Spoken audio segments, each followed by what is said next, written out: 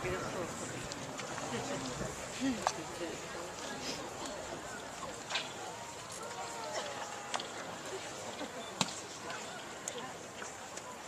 losing something, but I'm not sure what it is.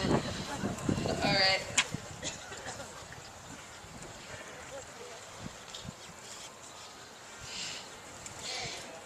There we are.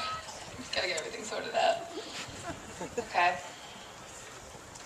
There was a time when I took Lizzie McGuire, Boy Meets World, and even Stevens to be the gospel truth about life in high school.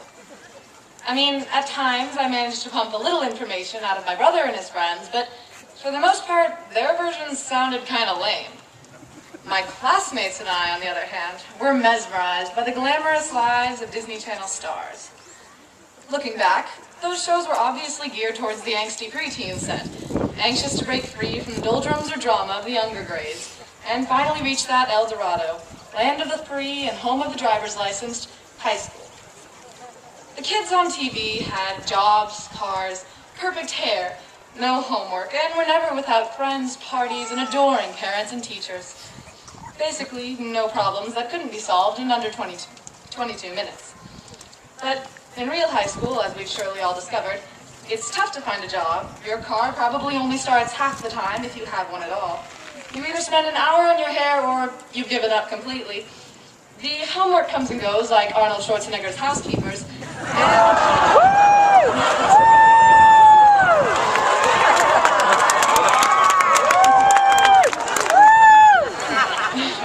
And there will always be people you just can't connect with.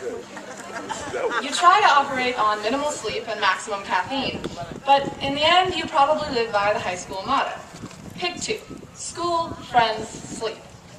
By senior year, you hope you'll have found a happy balance, and who knows, maybe some of you have, but I, for one, never totally got it down. Despite the determined moments of effort here and there, more often than not, I'm up till tomorrow finishing the paper that was supposed to be done by today. But I think something important that Annalise instilled in me is a sense of balance. From making soap operas in French and Spanish, to riding Mr. Shea's projector card through the halls, writing for your made-up country, to taking field trips to the compost center and the morgue. We have the fun stuff to keep us sane, despite the individual freakouts. And really what I hope for myself and all of you is that we're able to maintain this fragile balance, even after we step off campus tonight. To me, it seems the most sane and rational way to live your life. Be willing to put in effort and struggle through the hard times, but don't work so hard you sacrifice your favorite things. I'm not saying that doing what you love will necessarily earn you a good living. That's one cliche I've never found to be logical. But I do believe that unless all you're looking for in life is piles of money, then doing what you love will earn you a good life, even if that means balancing your passion with something practical, if not quite as enjoyable. Despite last year's school shirt's claim that just because I go to Annalee doesn't mean I'm a hippie, no Annalee graduation ceremony would be complete without at least a whiff of patchouli and a hint of love the one you're with. So here's my bit of sentimental optimism. I won't pretend that I know exactly how each and every member of the class of 2011 feels right now. The truth is, I'm not even entirely sure how I feel about graduating. About leaving not just Annalee, but the village of neighbors, teachers, family, and friends that's raised me.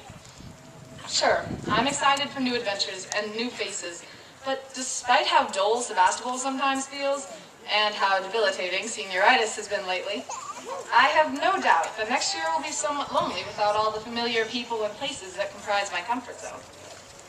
And what I'd most like to impress on you, parents, friends, fellow graduates, is that it doesn't matter if you're traveling the world, going to school just far enough away that your parents won't drop by every weekend, or staying in the area next year.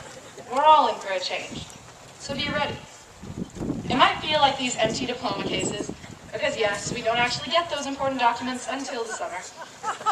And polyester gowns provide little armor against the challenges that being a grown-up present. But while some people find themselves in fortunate circumstances and situations, and others not so much, I firmly believe that it's not where you are or what you're given, but what you choose to do with your time and resources that determines, if not your success by traditional means, at least your own personal happiness. And in true Sebastopodlian fashion, I hope that what my classmates and I strive for is this sense of personal satisfaction, whatever the means may be. Thank you.